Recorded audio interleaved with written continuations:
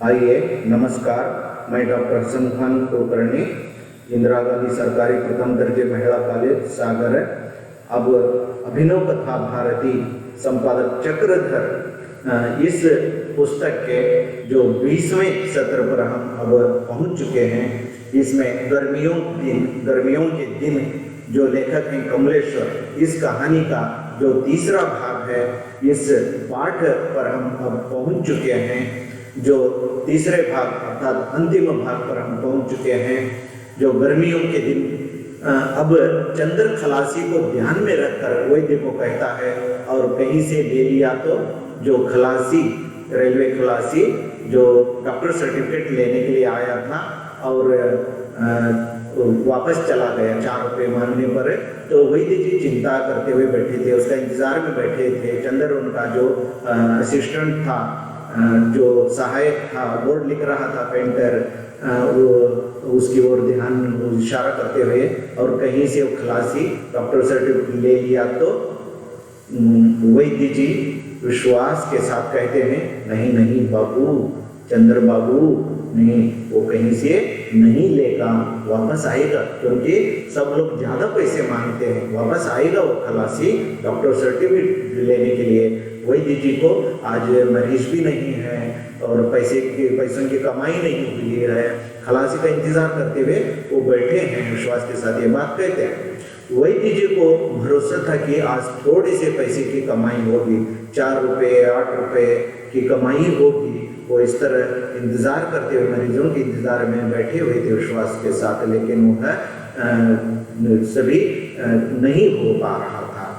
चंद्र का बोर्ड लिखना समाप्त हुआ था, उसकी तारीफ करते हुए वैद्य जी कहे, वाह भाई चंद्र बाबू, साइन बोर्ड जंच गया, काम चलेगा। सैयद अली के हाथ का लिखा बोर्ड क्या रोगियों को चंगा तो कर नहीं देता? अपनी अपनी समझ की बात है। कहते हुए वो धीरे से हंस पड़े कहकर। तो यहाँ जो बोर्ड, जो चंद्र का जो फ्री में लिखा गया था, कम पैसे में लिखा गया था, तो वो सैयद अली जो लिखा था बोर्ड सुखदेव बाबू का, जो उसी को ध्यान में रखकर उसका व्यंग्य करते हुए उसका जो सैयद अली का साइन बोर्ड, तो वो रोगियों को चंगा नहीं कर सकता, आराम नहीं कर सकता। बोर्ड लेकर क्या लिए, बोर्ड से क्या लेना देना, कहते हुए व्यंग्य कर हंसते हैं। तो चंद्र की तारीफ करते हैं। अपना जो धन्वंतरी वैद्यशाला जो बोर्ड लिखा गया है, वह देखकर खुश होकर उसकी तारीफ करते हैं। वास्तव में लोग सुखदेव बाबू की दुकान और साइन बोर्ड को देखकर लोग आकर्षित होकर चिकित्सा के लिए जाते थे। खूब पैसा कमा रहे थे सुखदेव बाबू। तो वहाँ दूसरी तरफ शायद पड़ोस में ही सुखदेव बाबू का एलोपैथिक अस्पताल चल रहा था। बोर्ड भी अच्छा था, उनका ढंग और मरीजों को देखने का तरीका शायद अच्छा रहा होगा। खूब मरीज वहाँ जा रहे थे, वह भी इनको तकलीफ पहुँच रही थी। तो अब वैद्य नित्यानंद तिवारी वैद्य खलासी के आने की निरीक्षा में और बोर्ड की चर्चा में बैठे हुए थे। तो अचानक एक पांडु रोगी वहाँ आता है। शायद हिंदी में, अंग्रेजी में कहते हैं यह श्वेत रक्त कणों की कमी से ऐसा होता है। तो वह पांडु रोगी आता है। खलासी आया समझकर वैद्य खुश होते हैं। जो आने की आवाज़, पैरों की आवाज़ सुनकर शायद खलासी आ गया, 4 रुपये 2 रुपये कमाई होगी, खुश होकर जानते हैं। तो एक वो पांडु रोगी था। वैद्य जी पांडु रोगी को देखकर क्या करना, नाराज हो जाते हैं। फिर उसे एक ताबीज बांधकर कुछ आने पैसे ले लेते हैं। यह विद्या वैद्य अपने पिताजी से सीखे थे, जो चंद्र के पास और पड़ोसियों के पास कहते हैं, खुश होकर अपनी तारीफ बोल कर लेते हैं। यह जो पांडु रोगियों को ताबीज बनने की, ताबीज भी करने आती है उनको, ताबीज उनके पिताजी से, पूर्वजों से विद्या सीखे थे। आज वो भी काम आ रही है। 1 आना 2 आना, कुछ आने पैसे, बहुत कम पैसे होता है, ताबीज के लिए देकर जाता है। यही कमाई है उनकी आज की, कुछ आने पैसे, कम आने पैसे, 2-4 आने मिल गए उनको बस। वैद्य का विश्वास है कि व्यक्ति विश्वास करने पर चुटकी राख धूल मनुष्य शरीर को लगाने पर चंगा हो जाता है। होम्योपैथी और जो यह तावीज की जो चिकित्सा के इसी तरह को समझते हैं, जो तावीज बनना और वो होम्योपैथी की चिकित्सा है, और यह ऐसी चिकित्सा समझते हैं। होम्योपैथी के लोग जो छोटी छोटी गोलियां देकर, यानी वो थोड़े मिट्टी के राख के आकार के रहते हैं, छोटे गोलियां होते हैं, तो विश्वास करने पर आदमी को आराम हो जाता है। तावीज भी यही काम करती है, कहकर तावीज की तारीफ कर लेते हैं। चंद्र बोर्ड लिखकर वैद्य जी को खाना खाने जाने के बारे में प्रश्न करता है, तो 10 मिनट बाद आने की बात कहते हैं। चंद्र अब बोर्ड लिख चुका था, उसका काम समाप्त हो गया था, अब वो अभी खाने को जा रहा था। वैद्य जी, नित्यानंद तिवारी सर जी, आप भी जाइए, खाना खा कर आइए, कहने पर बहुत समय हो गया था, दोपहर के 3 बजने आ रहे थे। तो वे कहते हैं अभी इंतजार, अभी विश्वास है उनको, खाने का टाइम समाप्त हो चुका है, 10 मिनट के बाद में जाऊंगा, चंद्र कहते हैं वहाँ। वैद्य जी फिर तहसील वाले रजिस्टर लिखने बैठ जाते हैं। बाहर की धूप गर्मी से आंखों में चक्कर आ रही थी।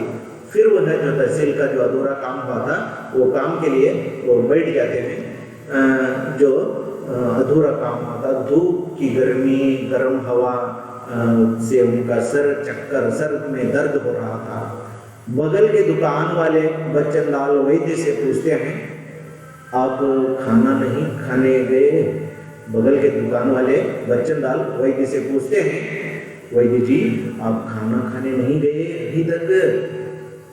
तो नहीं, अभी जाऊंगा, इस प्रकार से उत्तर देकर फिर जो वैद्य जी चटाई बिछाकर रजिस्टर में से नीचे उतार कर फिर काम में लग जाते हैं। ऊपर जो कुर्सी के ऊपर, टेबल के ऊपर काम को तकलीफ होने लगी, चटाई बिछाकर, बोरिया बिछाकर नीचे काम करने लगते हैं।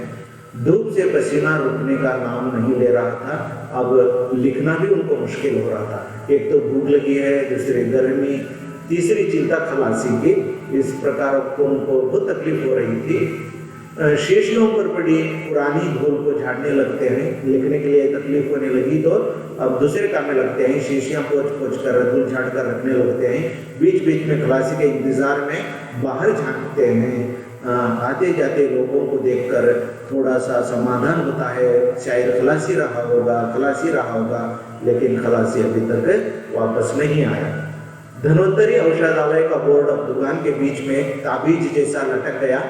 जो चंद्र बोर्ड लिख कर रख गया था, शीशियों की धूल झाड़ने के बाद बोर्ड को जो अस्पताल के जो बीचों बीच में लटकाते हैं, तो वह एक ताबीज की तरह दुकान के बीच में लटक गया। खूब समय हुआ, एक लोटा पानी पिए। बाहर आवाज आने पर चिंता से देखे तो वह भी पड़ोसी दुकानदार था। शायद खलासी अब लास्ट में आ गया सोचकर बाहर झांकते हैं, तो पड़ोसी दुकानदार खाना खाकर दोपहर का रेस्ट लेकर फिर दुकान को काम पर आ रहा था। धूप के कारण कुर्ता उतार कर बैठे तो बुरी तरह नींद आ गई वैद्य जी को। बैठी जगह ही एक झपकी नींद कर लिए वैद्य जी, और रहा नहीं गया तो रजिस्टरों के ऊपर ही सर रखकर सो गए। एक आधा घंटे के लिए वहाँ सो जाते हैं वैद्य जी। नित्यानंद तिवारी जी सो जाते हैं रजिस्टरों को तकिया बनाकर। बच्चनलाल घर से खाकर वापस आया और पूछा, अरे आज आप अभी तक गए नहीं खाने, किसी का इंतजार है क्या? कहकर जो बच्चनलाल से पूछते हैं पड़ोसी दुकानदार। वैद्य चिंता प्रकट करते हुए कहा, हाँ, एक रेलवाई का खलासी मरीज आने को कहा गया था, अभी तक आया नहीं। इस प्रकार वह सभी विवरण दे देते हैं। इस प्रकार इस कहानी में एक नीम हकीम खतरेजा वैद्य जी की चिंता, मरीज न आने के कारण, जो मरीज दवाई अच्छी हो तो दुकान अच्छा हो तो आएंगे, मरीज दुकानदार की कंजूसीपन और जो पुरानी दवाइयाँ, शायद क्या प्रॉब्लम था मालूम नहीं, मरीज नहीं आ रहे हैं। वैद्य जी की चिंता की मजबूरी की कहानी हम यहाँ देख सकते हैं गर्मियों के दिन में। तो यहाँ उद्देश्य, लेखक का उद्देश्य क्या हो रहा है, पाठ का उद्देश्य क्या है, हम ये देखेंगे। आयुर्वेदिक चिकित्सा से लोग विमुख हो रहे हैं आजकल। शायद आजकल लोगों को तुरंत आराम हो जाना चाहिए, तो इसलिए वह एलोपैथिक अंग्रेजी दवाइयों की ओर, डॉक्टरों की ओर मुँह किए हुए हैं। आयुर्वेदिक डॉक्टरों के पास कोई नहीं आ रहा है कोई भी, यह बताना कमलेश्वर का उद्देश्य है। आयुर्वेद वैद्यों की आर्थिक स्थिति का चिंताजनक है। आयुर्वेदिक वैद्यों की स्थिति, आर्थिक स्थिति चिंताजनक है, क्योंकि वो 2 रुपये देकर पेंट भी यानी बोर्ड भी नहीं दिखा सकते, ऐसी हालत है। लोग देशीय चिकित्सा पद्धति को भूल रहे हैं, यही दिखाना कमलेश्वर का उद्देश्य है। लोग दिखावा, साइन बोर्ड, कार, बंगले जैसी चीजों को देखकर वैद्य डॉक्टरों को आकर्षित होते हैं। ऐसे बाह्य दिखावा देखकर मरीज डॉक्टरों के पास जाते हैं, यह दिखाना कमलेश्वर का उद्देश्य है। अंग्रेज दवा का असर तुरंत होता है, लेकिन व्यक्ति को हलाक कर देता है, नरम कर देता है, आदि विषयों का परिचय देना यहाँ लेखक का प्रमुख उद्देश्य है। तो छात्रों को, पाठकों को क्या जानकारी मिलती है? आयुर्वेदिक चिकित्सा से लोग विमुख हो रहे हैं, इसकी जानकारी मिलती है। आयुर्वेदिक वैद्यों की आर्थिक स्थिति चिंताजनक है। लोग देशीय चिकित्सा पद्धति को भूल रहे हैं। लोग दिखावा, साइन बोर्ड, कार, बंगले जैसी चीजों को देखकर वैद्य डॉक्टर से आकर्षित होते हैं। अंग्रेज दवा का असर तुरंत होता है, लेकिन व्यक्ति को हलाक कर देता है, आदि विषयों की जानकारी यहाँ छात्रों और पाठकों को मिलती है। आइए अब हम प्रश्नोत्तर भाग पर पहुंच चुके हैं। पहला प्रश्न है, बच्चन लाल कौन था? जो बहुविकल्पीय उत्तर है, अ खलासी, ब पंडित, क वैद्य के बगल की दुकान वाला, ड मिठाई वाला। तो हम देख चुके हैं बच्चन लाल जो वैद्य जी के, नित्यानंद तिवारी के बगल के दुकान वाला था, तो सही उत्तर हुआ क। आइए दूसरा प्रश्न देखते हैं। वैद्य जी पांडु रोगी को क्या बांधते हैं? बहुविकल्पीय उत्तर है, अ फंदा, ब धागा, क डोरी, ड ताबीज। तो हम देख चुके हैं पांडु रोगी उनके पास आने पर जो ताबीज बांधकर कुछ आने पैसे ये लेते हैं। तो यहाँ को यह कहानी समाप्त होती है। अधिक जानकारी के लिए अभिनव कथा भारती में गर्मियों के दिन पाठ पढ़कर अधिक जानकारी हासिल करेंगे। धन्यवाद।